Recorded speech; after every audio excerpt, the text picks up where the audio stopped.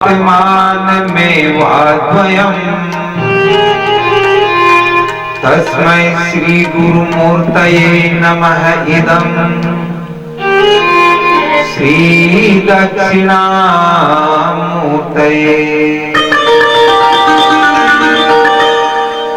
देयं सदा परिभवग्नं विष्णुदोहम् तीर्थास्पदं शिरविरञ्चिनुतं शरण्यम् प्रत्यातिहं प्रणतपालभवाब्धिभूतम् वन्दे महापुरुष ते चरणारविन्दम्।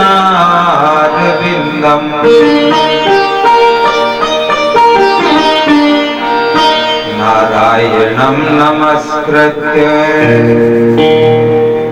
नरं चैव नरोत्तमं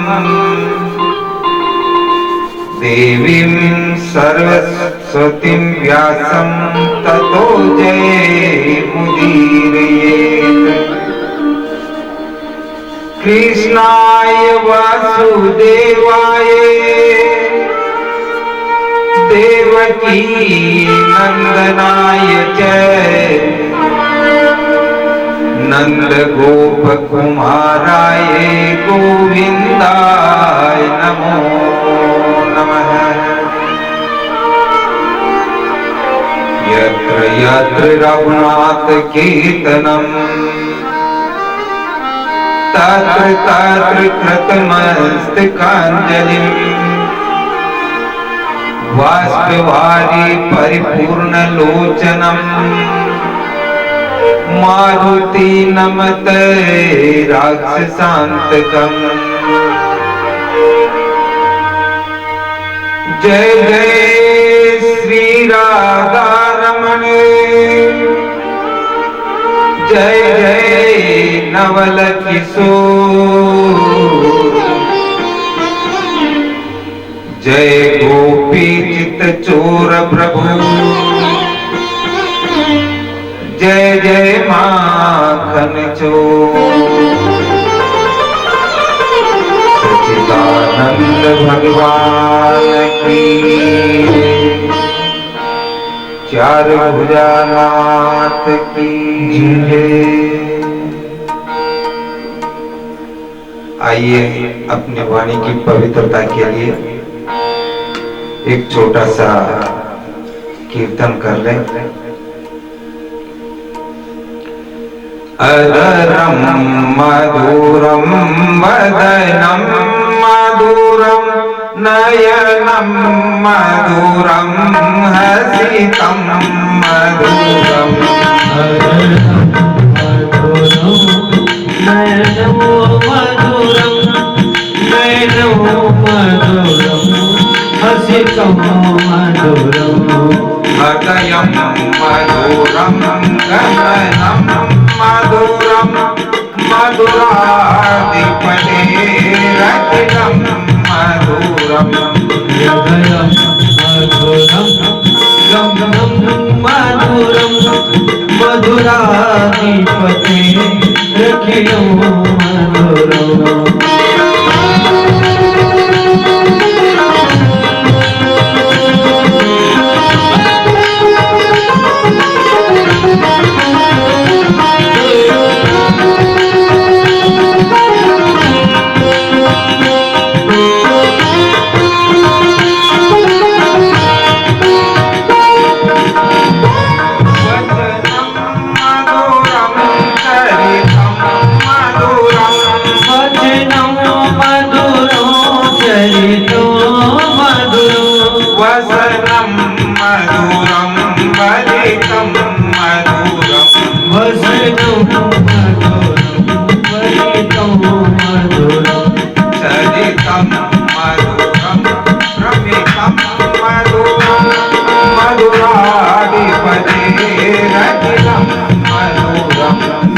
मधुराधिपते रखिलं मधुरम्।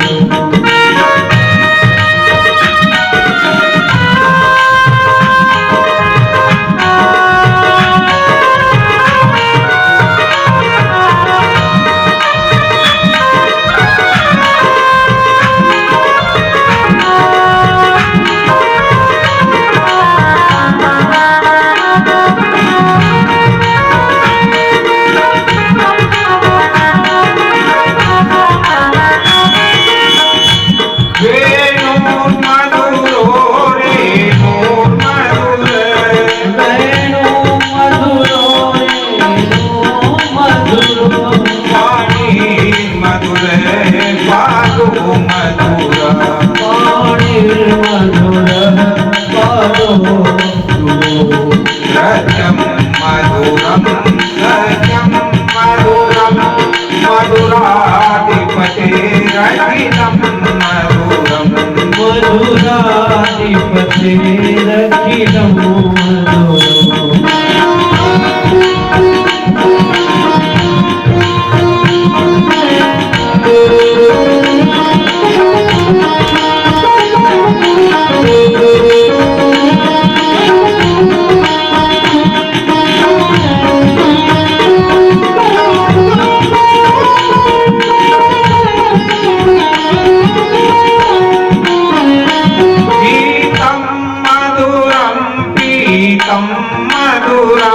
गीतं मधुरं गीतं मधुरं भोक्तं मधुरं सुखं मधुरं भूतं मधुरं सुखं मधुरं रूपं मधुरं तिलकं मधुरं मधुराधिपतेरखिलं मधुरम् मधुराधिपतेरखिलं मधुरम्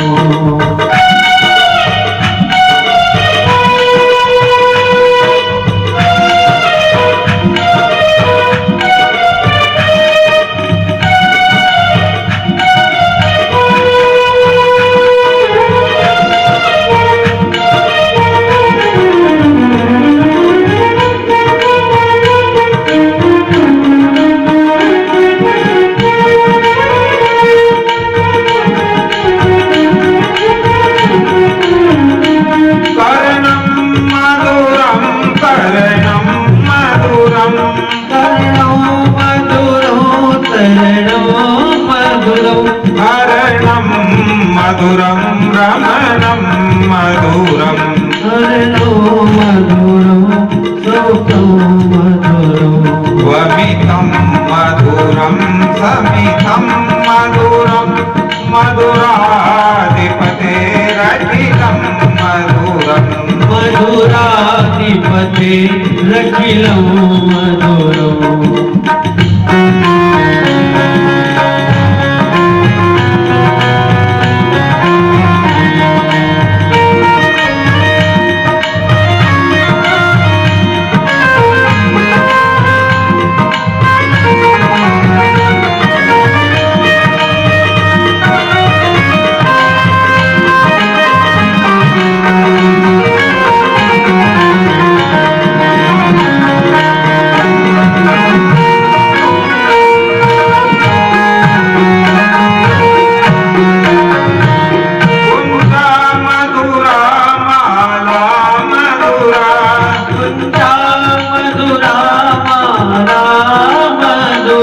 यमुना मधुरा वीथी मधुरा यमुना मधुरा वीथी मधुरा सलिलं मधुरं कमलं मधुरं मधुराधिपतेरखिलं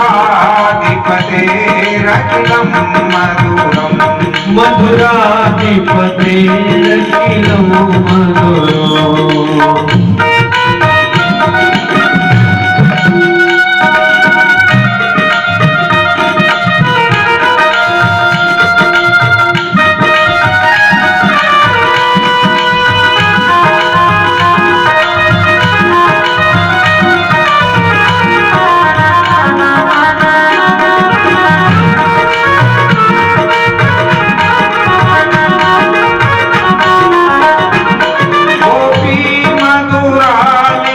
मधुरा गोपी मधुरा लीला मधुरा युक्तं मधुरं भुक्तं मधुरं भूतं मधुरं भूतं मधुरं श्रेष्ठं मधुरं शिष्टं मधुरं मधुराधिपतेरखिलं मधुरम् मधुराधिपतेरखिलं मधुरम्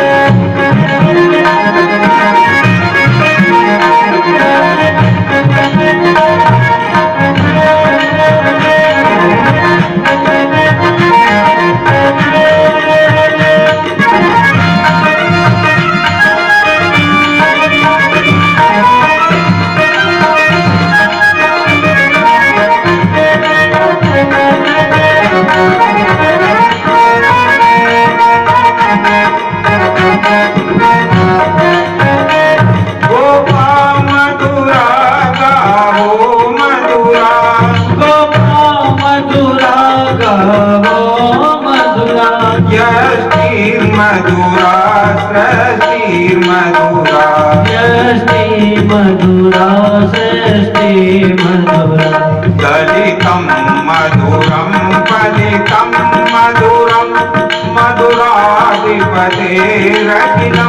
मधुरम् मधुराधिपतेरखिलं मधुरम् मधुराधिपतेरखिलं मधुरम्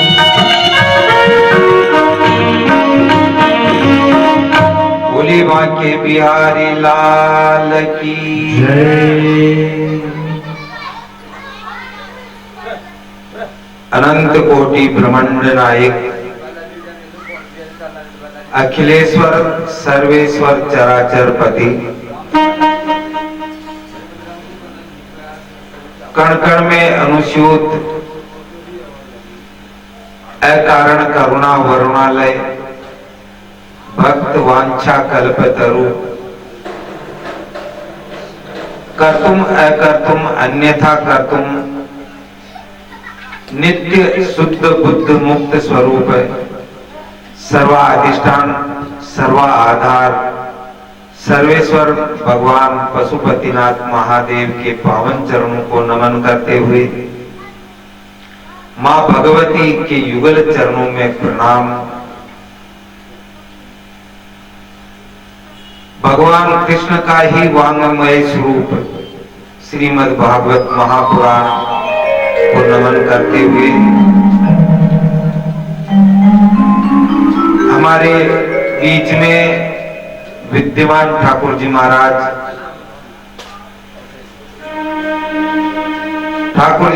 के पावन चरणों को नमन करते हुए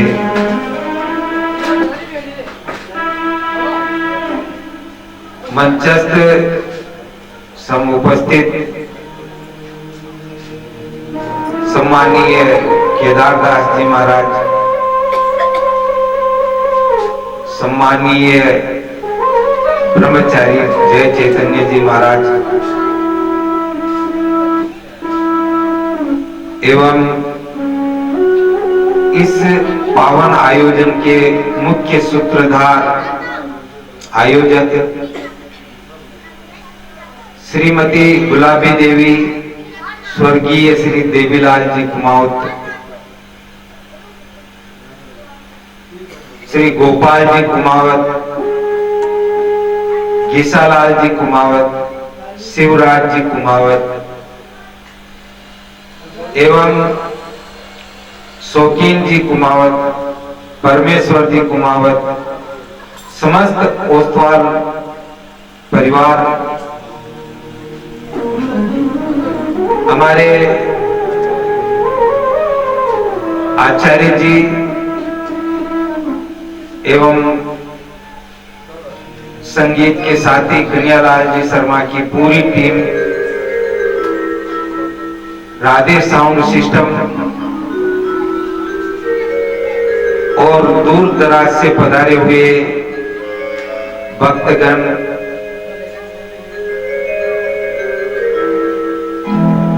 रायला के पास से बागा का खेड़ा से जो भक्त पधारे हैं, भीलवाड़ा रणिकपुरा से, सांगल्या श्रीनगर से, कोठिया से, बरला से, सियार से और बंदोपुर से दूर दूर के भक्तजन यहाँ उपस्थित है। और देखा जाए तो वर्तमान श्रोतागणों की संख्या में ये बाहर के भक्तों की ही संख्या विशेष है। बाहर के जितने भक्त हैं उतनी संख्या भी गांव की नहीं है, ये बड़ी विडंबना है। और उपस्थित गांव के बुद्ध प्रबुद्धजन, भक्तिमयी, श्रद्धामयी, ममतामयी मातृशक्ति, आप सभी को भाव भरा, स्नेह भरा एक बार प्रेम से बोलिए जय जय श्री कृष्णा, जय जय श्री कृष्णा। आज द्वितीय दिवस की कथा में हम प्रवेश कर रहे हैं। कल महात्म्य में श्रवण किया था, गोकर्ण जी महाराज का उपाख्यान हमने सुना था।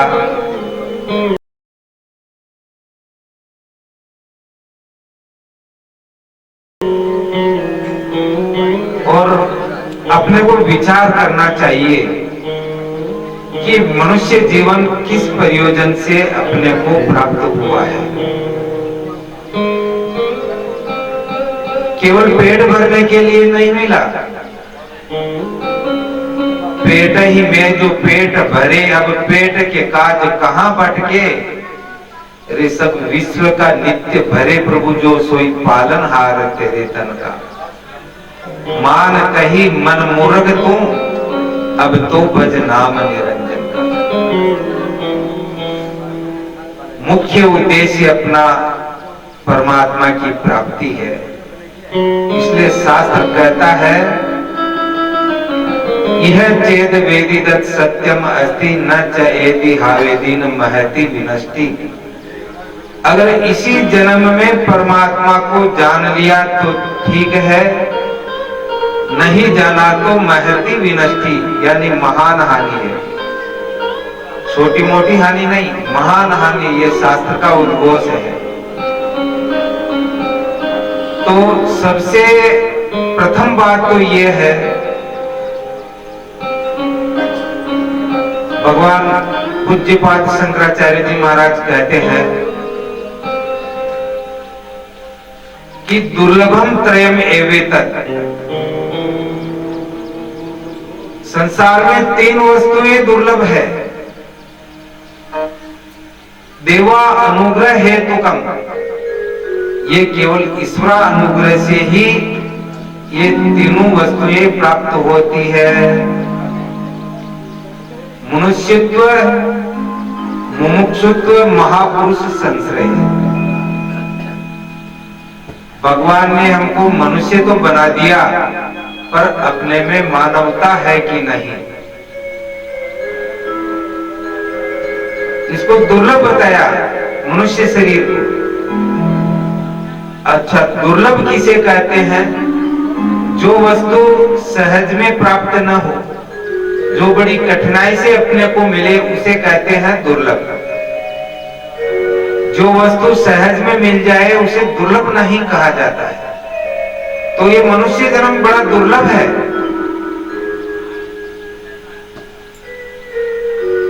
अब दुर्लभता के बारे में एक छोटा सा दृष्टांत सुनो आपको कि एक बच्चा था, उसके पापा ने बोला कि बेटा रोज 1 रुपया लाके देना है मेरे को, चाहे कैसे भी लाओ। तो उस बच्चे ने क्या किया, दादाजी से 1 रुपया ले लेता था और अपने पापा को दे देता था। तो पापा बोलते कि बेटा खाई में फेंक दे, तो फटाफट खाई में फेंक देता था। 1 महीना एक क्रम बना रहा बराबर। हमेशा दादाजी से 1 रुपया लिया, अपने पिताजी को देता, पिताजी बोलते कि खाई में फेंक दो, तो वो खाई में फेंक देता। 1 महीने के बाद में दादाजी ने मना कर दिया कि बेटा अब मेरे पास कोई पैसा नहीं है। तो उसने विचार किया कि पापा को तो लाके देना ही है कैसे भी करके। तो वो 1 रुपए के लिए रेलवे स्टेशन पे गया। स्टेशन पे जाके जो सवारियां उतरी थी ना, तो बोला कि आपके बैग को कहां पहुंचाना है, मैं पहुंचाऊंगा, मुझे 1 रुपया चाहिए। तो 1 किलोमीटर दूर मकान बताया, गर्मी के दिन थे, अटैची सिर पे ली और 1 किलोमीटर दूर छोड़ के आया। फिर उसको 1 रुपया मिला। पसीना पसीना हो गया, धूप में नंगे पांव जले लगे। शाम को रुपया को ले जाके पापा को दिया और पापा ने फिर बोला कि बेटा फेंक दो खई में, तो उसने मना कर दिया, पापा मैं नहीं फेंकूंगा। तो हमेशा तो फेंक रहा था, आज क्यों नहीं फेंक रहा है? जो हमेशा तो वो सहज में प्राप्त हो जाता था, आज मुझे बड़ी कठिनाई से प्राप्त हुआ है, इसको फेंकने वाला नहीं है। तो इसे कहते हैं दुर्लभ। ऐसे ही ये मनुष्य शरीर अपने को दुर्लभ प्राप्त हुआ है, बड़ी कठिनाई से मिलता है। कहते हैं कि अनंत जन्म के पुण्य जब एकत्रित होके फल देने के योग्य होते हैं, तब जाके ईश्वर अनुग्रह से ये मनुष्य शरीर प्राप्त होता है। इसलिए गोस्वामी जी महाराज कहते हैं,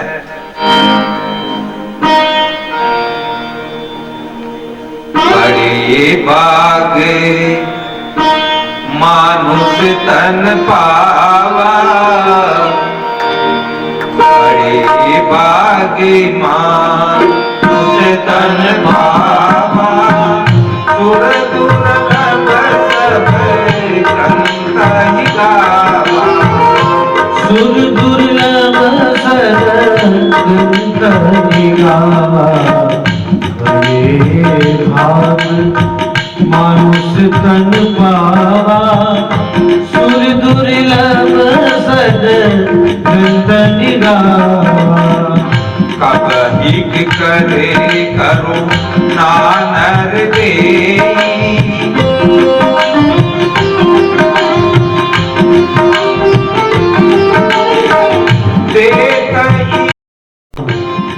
राम जय राम जय जय राम। को प्राप्त करने में हम स्वतंत्र नहीं है, परतंत्र है। केवल ईश्वर की कृपा से ही ये मिलता है। पर फिर भी हम बिना विचारे क्या कर रहे हैं?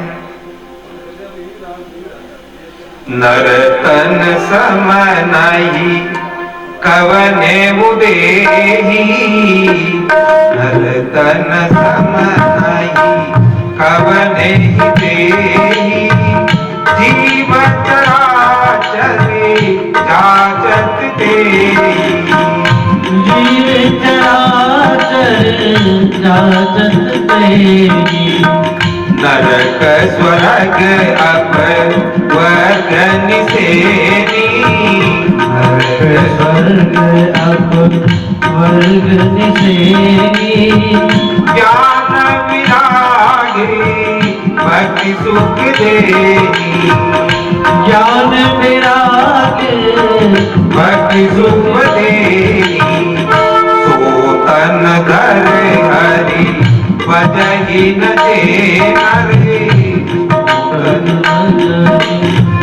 बदही न देकर, होय विषय रथ मंद मंद करे, होई विषयरत मंद मंद कर, काच की रची पद लेते देही,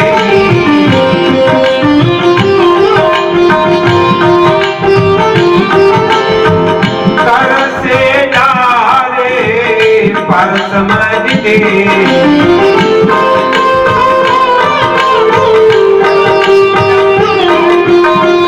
नर तन पाए विषय मन देही, नर तन पाए विषय मन देही, पलटि सुधाते सट विष देही,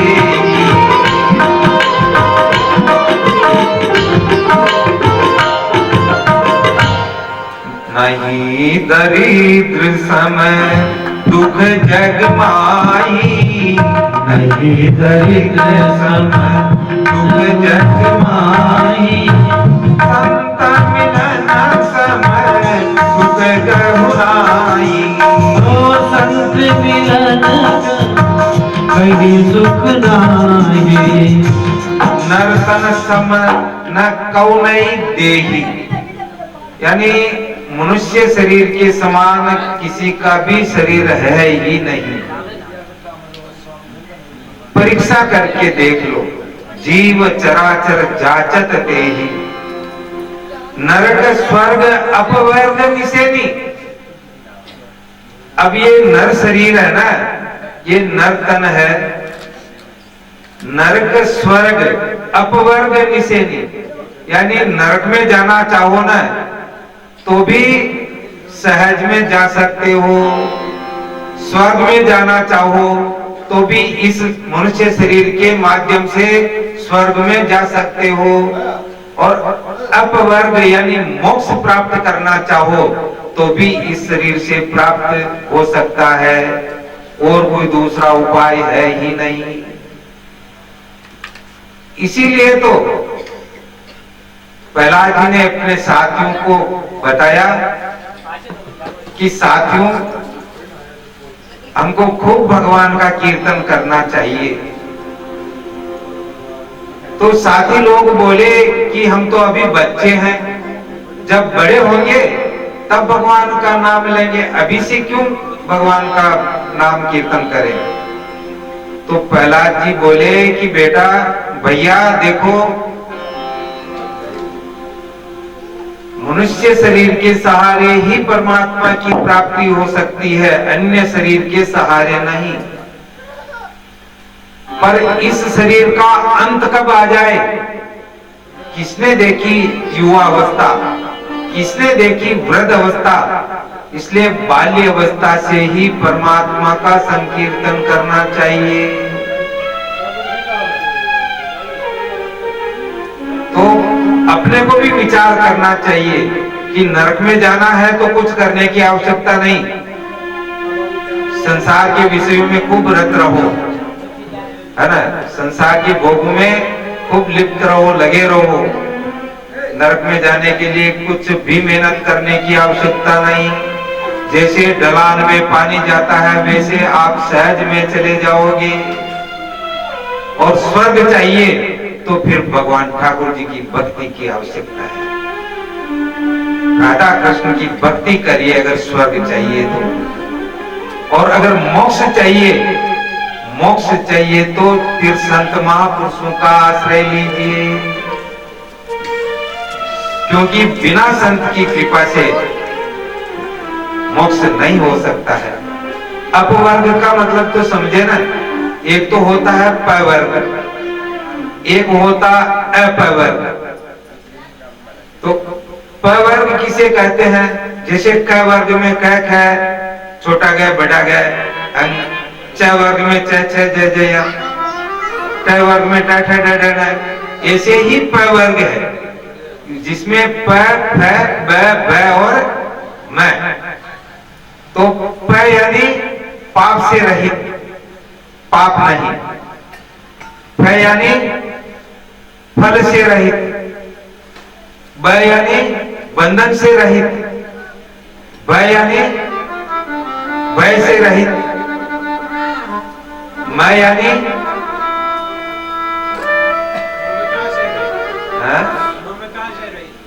यानी ममता से रहित। ये वर्ग हो गया पूरा।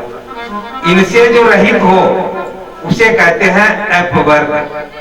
इसीलिए तो मानस में सुंदरकांड में भी लिखा गोस्वामी जी ने, तात स्वर्ग अपवर्ग सुख, दरई तुला एक अंग, तूलन ताही सकल मिली, जो सुख लव सतसंग। संसार भर के सुख को तराजू के एक पलड़े में रख दो और एक पल की सत्संग तराजू के दूसरे पलड़े में रख दो, फिर भी एक पल की सत्संग के बराबर दुनिया भर का सुख नहीं हो सकता है। तो ये मनुष्य शरीर दुर्लभ मिला है, इसलिए इसकी कदर करो। अरे एक जड़ मकान है उसकी भी हम कदर करते हैं कि नहीं, उसमें भी झाड़ू वगैरह मत निकालो तो वो भी अपने आप ही गिरना शुरू हो जाएगा।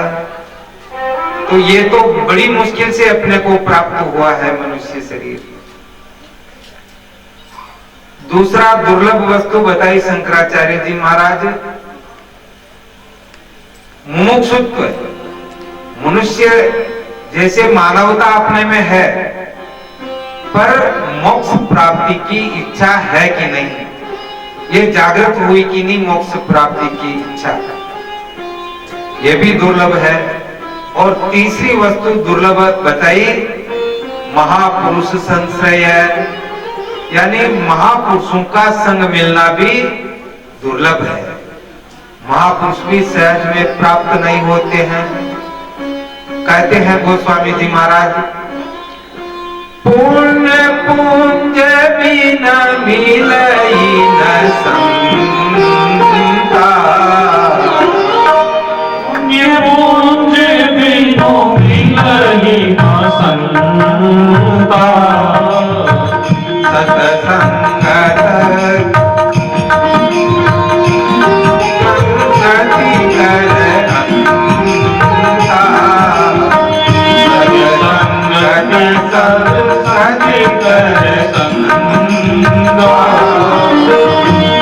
पुण्य पुंज बिन मिल ही न सकता। पुंज मतलब होता समूह, समूह कहता है ढेर को, ढेर सारा पुण्य एकत्रित हो जाएगा ना, तब जाके संत महापुरुषों का मिलना होगा। सत्संगत संस्कृति करंता, अगर सत्संग मिल जाती है तो इस संसार से छूट जाओगे, संसार के दुखों से छूट जाओगे। तो ये तीन वस्तुएं दुर्लभ है। तो दुर्लभ शरीर प्राप्त हुआ तो अपने कल्याण के लिए, ये भागवत शास्त्र है। कहते हैं कि वेद व्यास जी महाराज ने सब शास्त्रों की, ब्रह्मसूत्र की रचना की, सब कुछ किया, पर फिर भी वो संतुष्ट नहीं हुए, क्योंकि उन्होंने विचार किया कि कलयुग में इन शास्त्रों को पढ़ने वाला कोई मिलेगा ही नहीं जिज्ञासु, क्योंकि जिज्ञासु है ही नहीं। मनुष्याणाम सहस्रेषु कश्चित् एतति सिद्धये यत्तामपि सिद्धानाम कश्चिन् माम वेति तत्त्वतः। तत्व ज्ञानी तो मिलना ही बहुत मुश्किल है, कठिनाई से मिलते हैं। तो संत महापुरुषों का मिलना बड़ा दुर्लभ है, सहज में नहीं मिलते हैं। और संत अगर मिले और उनकी कदर हम नहीं समझे तो हमारे जैसे ना समझ कोई नहीं है। इसलिए वेद व्यास जी ने हम लोगों पे कृपा करके एक पंचम वेद, एक भागवत शास्त्र की रचना की, और इसकी रचना करने का भी केवल एक ही प्रयोजन है। इस शास्त्र का प्रयोजन है ब्रह्मात्मे की बोध, यानी ब्रह्म और आत्मा की एकता का बोध ही इसका विषय है। ये भागवत शास्त्र का प्रतिपाद्य विषय है, क्योंकि ब्रह्म की एकता कराने वाला शास्त्र। अब विचार करो, आज प्रथम स्कंद में हम लोग प्रवेश कर रहे हैं, और प्रथम स्कंद का मंगलाचरण करते हुए वेद व्यास जी महाराज लिखते हैं, जन्मांधस्य यतो अनवयादितरस्य अभिज्ञस्वराट तेने ब्रह्म हृदय आदि कवये मुह्यन्ति यत सूरये तेजो वारी मृदां यथा विनिमयो यत्र त्रिसर्गोरमृषा धाम्ना स्वेन सदा निरस्तकुमुखम् सत्यं परम धीमहि। जन्मांधस्य यतः, ये ब्रह्म सूत्र का दूसरे नंबर का सूत्र है। प्रथम सूत्र ब्रह्म सूत्र में है, अतातो ब्रह्म जिज्ञासा, जीवों को परमात्मा की प्राप्ति की जिज्ञासा करना चाहिए, ब्रह्म प्राप्ति की जिज्ञासा करनी चाहिए। अथा तो ब्रह्म जिज्ञासा। तो अर्थ शब्द का मतलब क्या होता है? अथा तो अर्थ। देखो गीता जी में भी प्रत्येक अध्याय में लिखा हुआ अथ प्रथम अध्याय, अथ द्वितीय अध्याय, अथ तृतीय अध्याय। पूरी गीता जी में आप देख लो 18 अध्याय में अर्थ शब्द का प्रयोग किया। और यहां भी ब्रह्मसूत्र में भी लिखते हैं वेद व्यास जी महाराज, अथा तो ब्रह्म जिज्ञासा। अथा तो माने, अथ माने होता है कि इसके बाद, मतलब एक मंगलाचरण का रूप ही है, जिसे प्रारंभ भी कह सकते हैं, मंगलाचरण भी कह सकते हैं। तो अर्थ माने होता है इसके बाद, किसके बाद? किसके बाद ब्रह्म जिज्ञासा करना चाहिए? चतुष्टय साधन संपन्न होने के बाद। क्योंकि शास्त्र कहते हैं, शास्त्र कहता है कि तद विज्ञानात् स गुरुमेवा अभिगच्छेत समित पाणी श्रोत्रियम ब्रह्मनिष्ठम। अगर उस विज्ञान को प्राप्त करना है तो चतुष्टय साधन संपन्न होकर, यानी विवेक वैराग्य आदि साधन संपन्न होकर दो विशेषण वाले गुरु की शरण में जाए। अगर दो विशेषण वाला गुरु नहीं मिला ना, तो फिर भी हम घाटे में हैं। इसलिए ब्रह्मसूत्र में मंगलाचरण किया, अथा तो ब्रह्म जिज्ञासा प्रथम सूत्र, और भागवत जी में मंगलाचरण किया जन्मादस्य यतो, ये परमात्मा के तटस्थ लक्षण का सूत्र है। शास्त्र योनित्वात् ये तीसरा सूत्र है, ये भी परमात्मा के तटस्थ लक्षण का ही वर्णन करता है। परमात्मा को पहचानने के दो लक्षण होते हैं, एक तटस्थ लक्षण होता है, एक स्वरूप लक्षण होता है। तटस्थ लक्षण किसे कहते हैं? तटस्थ, तट कहते हैं किनारे, तो तटस्थ माने किनारे के लक्षण। कहते हैं कि जो लक्षण अपने लक्ष्य से भिन्न रहकर लक्ष्य का बोध कराए, उसे कहते हैं तटस्थ लक्षण। और स्वरूप लक्षण किसे कहते हैं? जो लक्षण लक्ष्य से अभिन्न रहकर लक्ष्य का बोध कराए, उसे कहते हैं स्वरूप लक्षण। तो यहां जो मंगलाचरण किया ना, तटस्थ लक्षण से वेद व्यास जी महाराज मंगलाचरण कर रहे हैं। जन्मादस्य तो थोड़ा ये विषय गंभीर है, पर आप मजबूत रहना, घबराना मत, आगे थोड़ा हल्का भी हो जाएगा। शुरू में थोड़ी कठिनाई लगती है, पर अपना भागवत का जो परम लक्ष्य है ना, वो यही बता दिया, यही बता रहे हैं मंगलाचरण में ही। इसलिए भागवत को कहते हैं कि ये परमहंसों की संगीता है। भागवत कोई साधारण शास्त्र नहीं।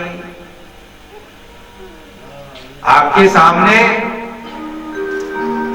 केवल एक बार कथा सुनी धुंधकारी जी ने, जो प्रेत योनि में थे, वो भी प्रेत योनि से छूटकर मोक्ष की प्राप्ति कर ली। ये भागवत शाखा है, भागवत साक्षी है कि वे प्रेत योनि से छूटकर उन्होंने मोक्ष की प्राप्ति की। और सब गांव वालों के सामने परीक्षित जी नहीं, ये धुंधकारी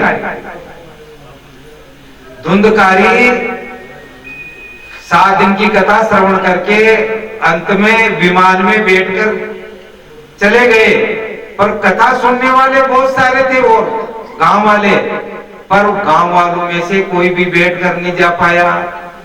तो गांव वालों ने गोकर्ण जी से बोला कि कथा तो हमने भी सुनी है, फिर भी हमारे लिए तो कोई विमान नहीं है, और इसके धुंधकारी के लिए विमान कहां से आ गया? तो वो उपस्थित तो थे शरीर से, पर मन से कथा नहीं सुनी, उनका मन कहीं दूसरी जगह था। तो कथा सुननी चाहिए मन लगाकर। अगर मन लगा के सुनोगे ना तो कथा का सार अपने भीतर प्रवेश हो जाएगा। एक महात्मा कथा सुनाते थे, तो कहते हैं कि कथा, जहां कथा का आयोजन होता है ना, तो बाहर ये नाश्ता पानी वगैरह या कोई दुकानदार छोटा मोटा सामान बेचने के उद्देश्य से बाहर लगा लेते हैं। तो उस कथा के बाहर एक ने आलू बड़े की दुकान लगा ली, किसी ने आलू बड़े की दुकान लगा ली। कथा समापन होने के बाद महात्मा जी मंच से उतर के जा रहे थे अपने निवास स्थान पर, तो वो समोसे वाले से बोला कि भाई आप भी कथा सुनते हो कि नहीं? जो महाराज सुनता हूं ना। तो आप तो ये समोसे बेचने में लगे हुए हो, तो कथा कैसे सुनते हो? कि महाराज दो कान दिया है, एक कान से ग्राहकों की सुनता हूं और एक कान से कथा सुनता हूं।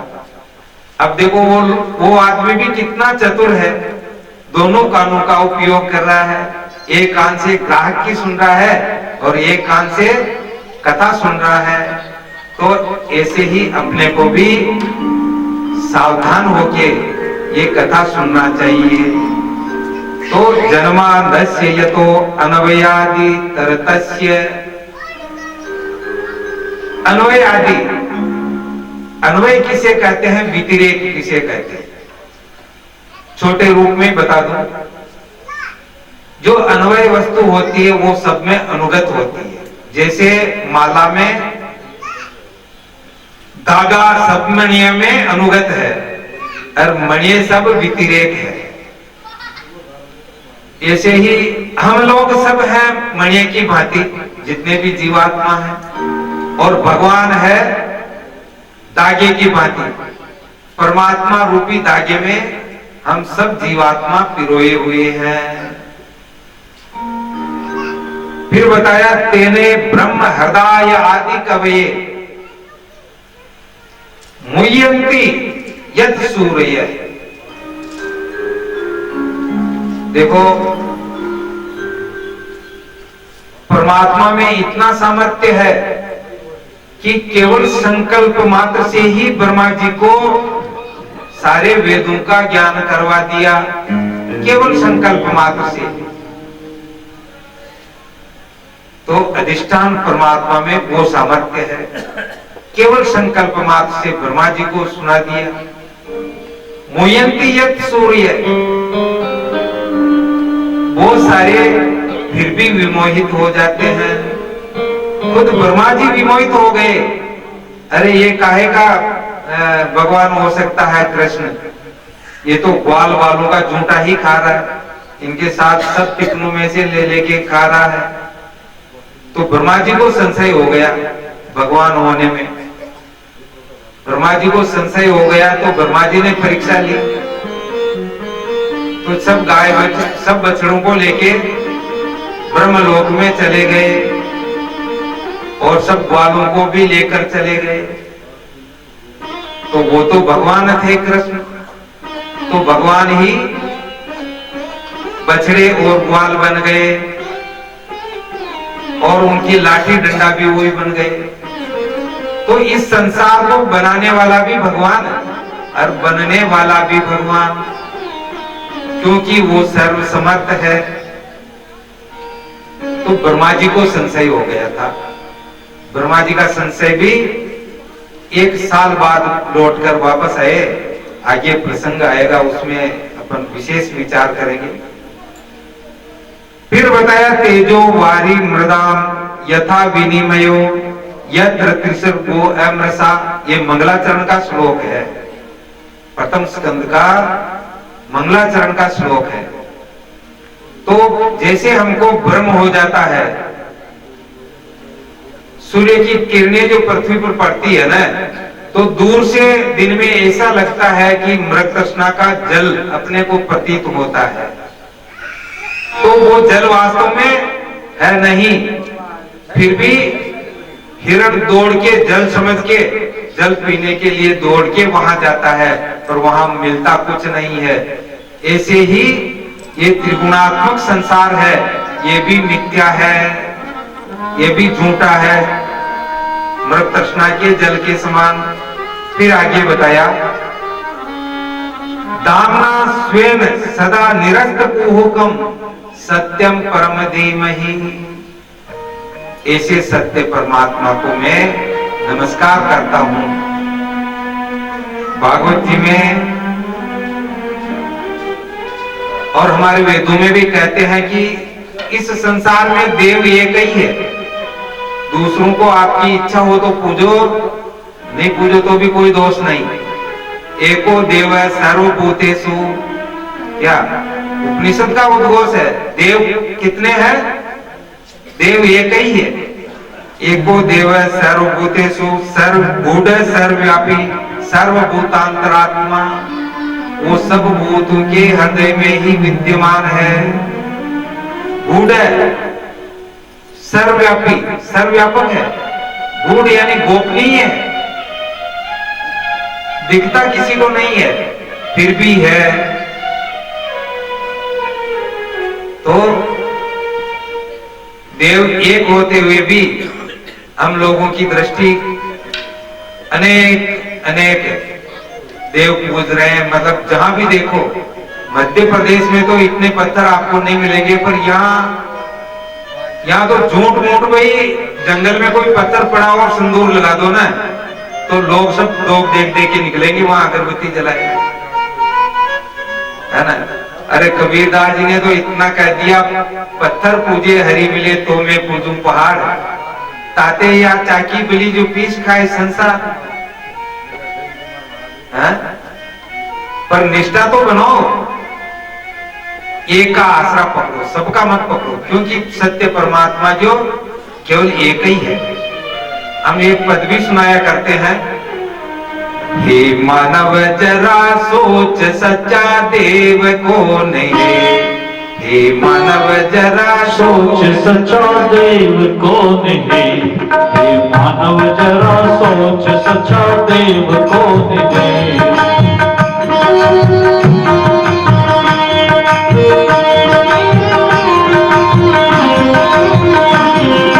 मानव जरा सोच सच्चा देव कौन है।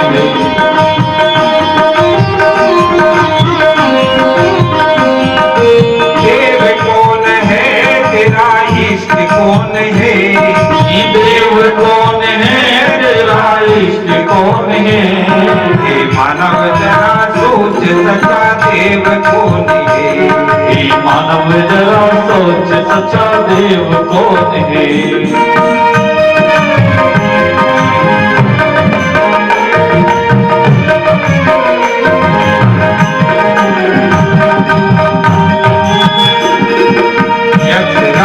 पूजता पूरी अज्ञानता, यक्ष राक्षस पूजता पूरी अज्ञानता।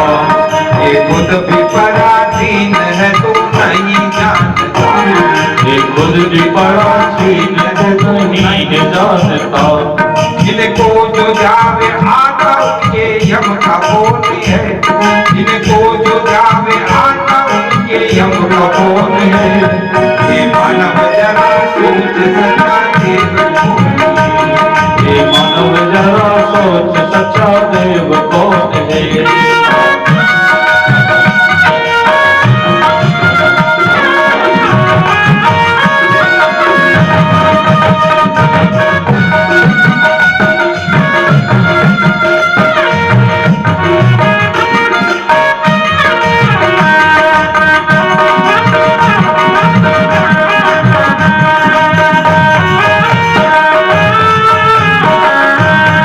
ब्रह्मा विष्णु शिव जी को भी जो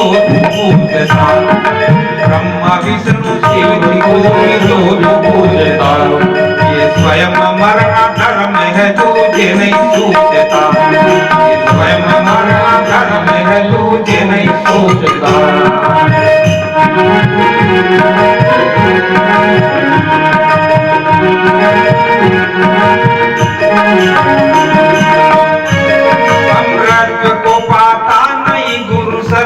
जो न है, अमृत को पाता नहीं तो गुरु शरण में जो है।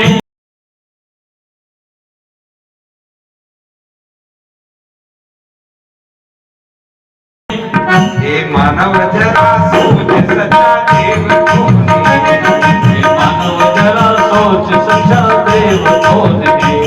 भगवान ने भी पार्थ को ये वेद बताया, भगवान ने भी पार्थ को ये वेद बताया, हृदय में ही दर्शा दिया सब शोक मिटाया, हृदय में ही दर्शा दिया सब शोक मिटाया।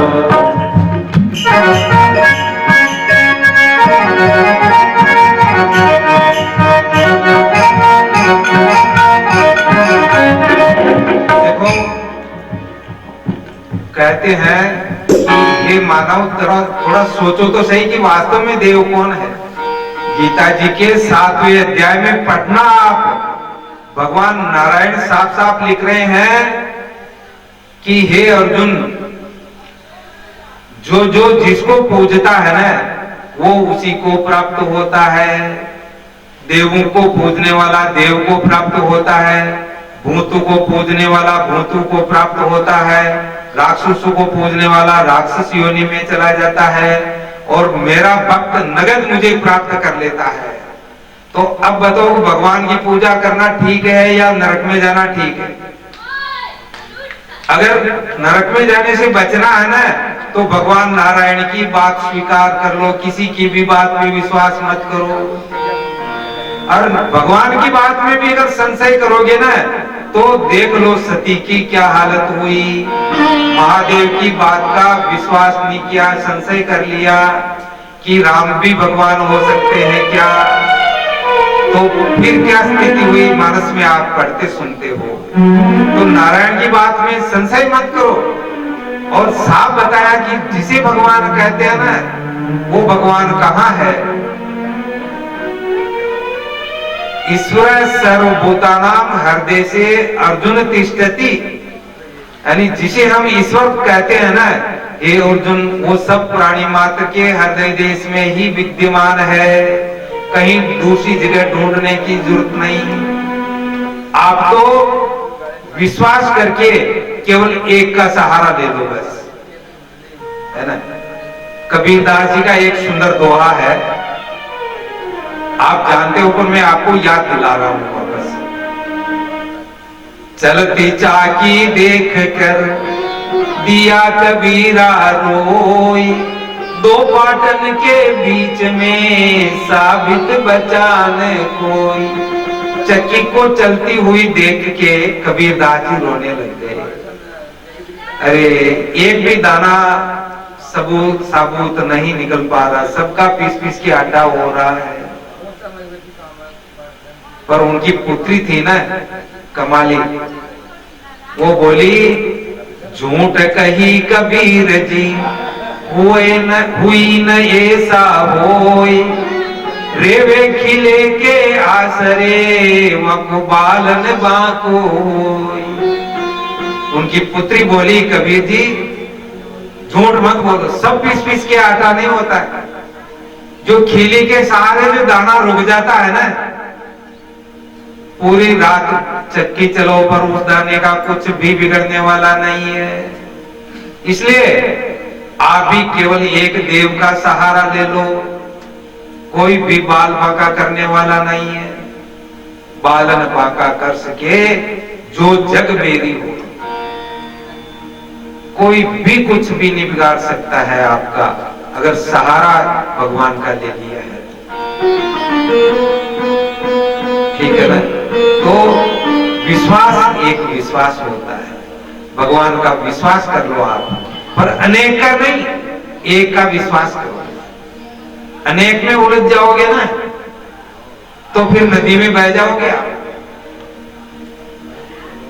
अनेक में मत उलझो, देव एक ही है, उनके नाम अनेक हो सकते हैं बोले, देव तो एक ही है, नाम उसके अनेक हो सकते हैं। कोई ठाकुर जी बोलता है तो कोई विष्णु बोलता है तो कोई महादेव बोलता है, कोई हनुमान बोलता है, सब वो एक ही वस्तु के करंट तो एक ही है, करंट की सतह तो एक ही है, पर उपकरण अलग अलग है। तो अलग अलग उपकरण का अलग अलग नाम है। इस प्रकार ये मंगलाचरण का प्रथम श्लोक प्रथम स्कंद के भीतर बताया। और ये देवता लोगों ने भी उच्चारण किया भगवान का, तो किसी का नाम नहीं लिया, केवल सत्य कहकर उच्चारण किया।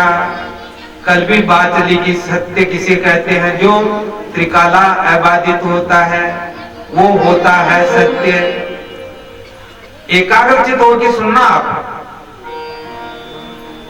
तो देवता प्रार्थना करते हैं, सत्यम व्रतम सत्य परम त्रिसत्यम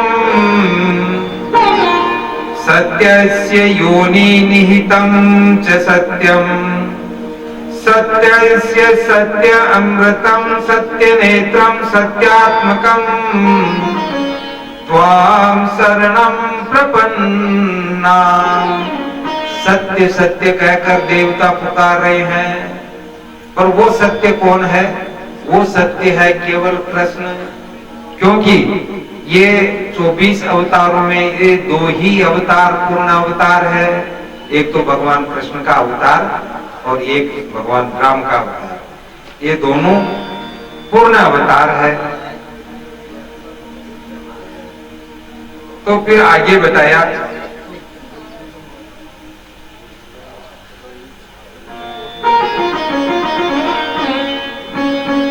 इस शास्त्र का अधिकारी कौन है?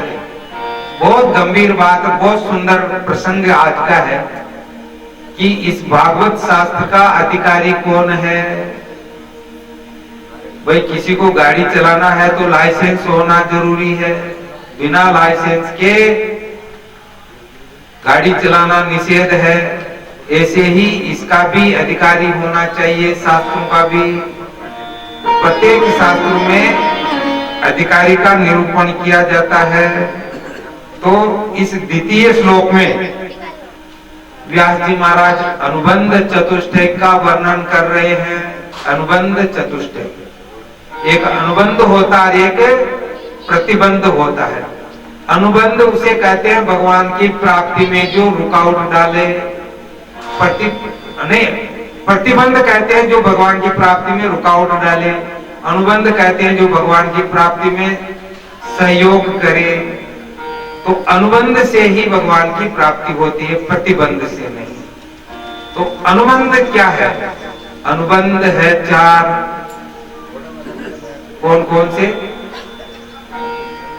4 अनुबंध। अधिकारी, संबंध, विषय, प्रयोजन, ये 4 अनुबंध है। ये बात शायद आपको नहीं लगेगी पूरी, पर ये भागवत का ही प्रसंग है, इसलिए मैं ले रहा हूं। अगर भागवत जी में नहीं होता ना तो मैं भी आगे निकाल देता। पर महात्मा के अलावा आप पंडितों के मुखारबिंद से सुनोगे ना, तो ये अनुबंध प्रतिबंध सुनाने वाले नहीं है। क्योंकि केवल सन्यासी महात्मा ही अनुबंध प्रतिबंध का वर्णन करेगा,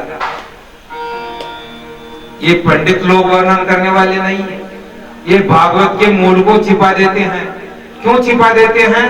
कि बहुत सारे पंडितों में कोई वेदांत की जिज्ञासु नहीं है और बिना वेदांत श्रवण किए इस भागवत शास्त्र का सम्यक अर्थ करने में कोई भी समर्थ नहीं है। इसलिए महात्माओं के मुखारबिंद से आप भागवत सुनो तो सम्यक बोध आपको होगा, सम्यक ज्ञान होगा। और दूसरों के मुखारबिंद से, जो जिन्होंने वेदांत श्रवण नहीं किया है, उनके मुखारबिंद से अगर आप भागवत सुनोगे तो वो मूल तत्व पे विचार नहीं करेंगे, केवल वो प्रसंग लेंगे भक्तों के चरित्र और नाचना गाना। तो ये मूल प्रसंग तो छूट जाएगा, मूल प्रसंग किसी के भी पल्ले नहीं पड़ पाएगा। इसलिए समझदारी रखो, कथा श्रवण करना है तो जिन्होंने वेदांत श्रवण की ना, उनके मुखारबिंद से आप श्रवण करो। तो इसमें अनुबंध चतुष्टय में बताया कि अधिकारी किसे कहते हैं। तो अधिकारी कहते हैं